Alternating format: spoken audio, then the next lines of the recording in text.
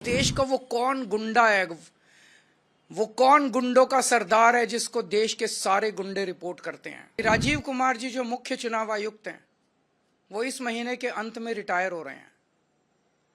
उन्हें post retirement ऐसा कौन सा पद ऑफर किया गया है, वो कौन सा पद हो सकता है जिसके बदले में आप देश को गिरवी रख दो, देश को दांव पे लगा दो।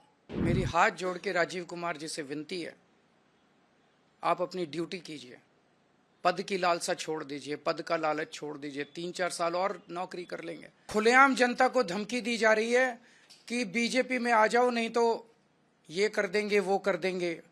खुलेआम मारपीट हो रही है, हमले हो रहे हैं, हिंसा हो रही है, और बगल में पुलिस वाले खड़े होकर देख रहे हैं। पुलिस हेल्पलेस है, पुलिस लाचार है, पुलिस बेसहारा है, वो कुछ कर नहीं पा रही है। ऐसा नहीं कि वो करना नहीं चाहते हैं। जब बगल में खड़े हुए पुलिस वाले से कुछ लोग पूछते हैं कि आप कुछ कर क्यों नहीं रहे, बोले जी ऊपर से आदेश है। तो वो कौन गुंडा है जिसके सामने दिल्ली पुलिस थरथराती है? वो कौन गुंडा है जिसके सामने दिल्ली पुलिस लाचार है? वो कौन गुंडा है जिससे दिल्ली पुलिस डरती है? कल की घटना है कि पहली बार ऐसा हुआ होगा कि किसी चुनाव के दौरान पत्रकारों पर इस तरह से खुलेआम हमले किए गए। कल दिल्ली के अंदर मेरे ख्याल से 7 पत्रकारों के ऊपर हमले किए गए। एक का सर फोड़ दिया, सारी रात उनको थाने में गिरफ्तार करके रखा। जिन लोगों ने हमला किया उनको भगा दिया गया, और जो पत्रकार उसे कवर करने गए थे उन पत्रकारों को गिरफ्तार किया गया। उनके साथ गुंडों ने मारपीट की। ये कोई किसी रिमोट विलेज की घटना नहीं है, ये संसद से 1 किलोमीटर दूरी के ऊपर हुआ, ये सुप्रीम कोर्ट से 1 किलोमीटर की दूरी के ऊपर हुआ, ये इलेक्शन कमीशन से 1 किलोमीटर की दूरी पे हुआ। तो इस देश का वो कौन गुंडा है, वो कौन गुंडों का सरदार है जिसको देश के सारे गुंडे रिपोर्ट करते हैं? जनता पूछ रही है कि वो कौन गुंडा है जिसे किसी संस्था का डर नहीं है, देश की सर्वोच्च संस्थाओं का डर नहीं है उस गुंडे को। इस चुनाव के दौरान महिलाओं के ऊपर हमले हो रहे हैं।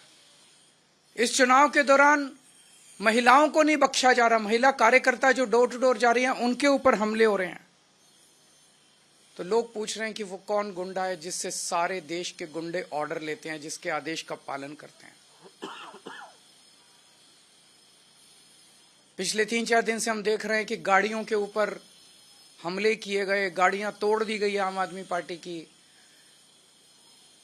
कई सारे मटेरियल जब्त कर लिया गया, तरह तरह से हमले किए जा रहे हैं। तो अब जनता ने मन बना लिया, बाकी सारी चीजें एक तरफ, इस बार इनकी गुंडई को हराना है। अब यह क्लियर हो गया है कि अगर डबल इंजन की सरकार आ गई है तो डबल इंजन कुचल देगा सब लोगों को, बख्शेगा नहीं। अपने पहियों के नीचे ये डबल इंजन सारी जनता को, गरीबों को, मिडिल क्लास को कुचल देगा। ये इंजन सबसे पहले तो सुरक्षा है ना लोगों की, सबसे पहले तो खैरियत है। अगर अब खुद परिवार ही नहीं बचेंगे, उनके परिवार ही नहीं बचेंगे, उनको इस तरह से डराया जाएगा, फोन कर करके धमकाया जाएगा, तो बाकी सारी चीजें बेमानी हो जाती हैं। तो लोगों ने मन बना लिया है कि अगर चुनाव के पहले इन लोगों का ये हाल है, जब इन्हें हमसे वोट चाहिए, चुनाव के बाद तो ये हम लोगों को कुचल देंगे। तो इस बार लोगों के पास 2 ऑप्शन है। एक तरफ शरीफों की पार्टी है और एक तरफ खुलेआम गुंडागर्दी चल रही है। एक तरफ वोट देने से 25,000 रुपये महीने का फायदा है और दूसरी तरफ टोटल गुंडागर्दी है। इनके कई कैंडिडेट्स ऐसे हैं जो खुद माफिया हैं अपने अपने क्षेत्र के अंदर। अगर उनको वोट दे दिया तो एक तो देश का सबसे बड़ा गुंडा और उसके नीचे कई गुंडे, तो गुंडों का सरदार और सारे गुंडे मिलके दिल्ली वालों का क्या हाल करेंगे, ये सोचने वाली बात है। तो ये गुंडागर्दी दिल्ली बर्दाश्त नहीं करेगी, देश बर्दाश्त नहीं करने वाला। लोग शरीफ हैं, लोग शांति से जीना चाहते हैं। दूसरी बात जो सबके सामने आ रही है, हमारे देश के स्वतंत्रता सेनानियों ने बड़ी बड़ी कुर्बानियां देके देश को आजाद कराया। कई लोग फांसी चढ़ गए। वो इसलिए फांसी चढ़े थे कि देश में जनतंत्र होगा, देश में चुनाव कराए जाएंगे, चुनाव में जनता वोट डालेगी और वोट डाल के अपनी सरकार चुनेगी। लोगों ने इसलिए कुर्बानियां दी थी कि चुनाव निष्पक्ष होंगे, स्वतंत्र होंगे। लेकिन आज जिस तरह से चुनाव आयोग ने भारतीय जनता पार्टी के सामने हथियार डाल दिए हैं, चुनाव आयोग ऐसे लगता है जैसे एग्जिस्ट ही नहीं करता। ये एक बहुत बड़ा प्रश्न खड़ा कर रहा है। लोगों के मन में प्रश्न आना, लोगों की सोच को आप रोक नहीं सकते। लोगों के मन में प्रश्न आना बड़ा वाजिब है कि राजीव कुमार जी जो मुख्य चुनाव आयुक्त हैं, वो इस महीने के अंत में रिटायर हो रहे हैं। उन्हें पोस्ट रिटायरमेंट ऐसा कौन सा पद ऑफर किया गया है, वो कौन सा पद हो सकता है जिसके बदले में आप देश को गिरवी रख दो, देश को दांव पे लगा दो? वो कौन सा पद हो सकता है जिसके बदले में आप देश के जनतंत्र को खत्म कर दो? गवर्नर का पद, राष्ट्रपति का पद, कौन सा पद हो सकता है वो जिसके बदले में आप पूरे देश को, जिसके लिए स्वतंत्रता सेनानियों ने बड़ी बड़ी कुर्बानियां दी, उस जनतंत्र को अगर आप दांव पे लगा दो? मैं नहीं समझता, मेरी नजर में ऐसा कोई पद नहीं है।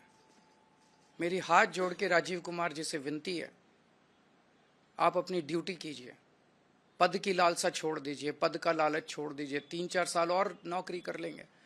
आपने तो इतने 40-45 साल नौकरी कर ली, इस देश ने आपको बहुत कुछ दिया है। अब अपने कैरियर के अंत में एक पद के लिए देश को गिरवी मत रखिए, देश के जनतंत्र को खत्म मत कीजिए। नमस्कार। कोई अगर एक आध क्वेश्चन है तो जो भी करना पड़ेगा करेंगे, लेकिन देश के जनतंत्र को किसी भी हालत में झुकने नहीं देंगे इनके सामने। आज सारा देश देख रहा है कि किस तरह से आम आदमी पार्टी का एक एक कार्यकर्ता इनकी गुंडागर्दी के सामने मजबूती से खड़ा होकर इनका मुकाबला कर रहा है। हम झुके नहीं, लड़ रहे हैं इनसे, देश के लिए लड़ रहे हैं, देश के जनतंत्र के लिए लड़ रहे हैं।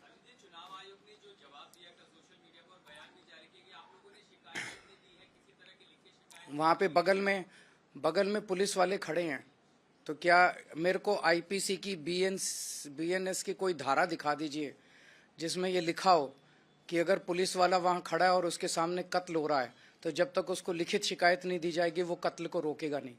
ये क्या नौटंकी मचा रखी है इन लोगों ने?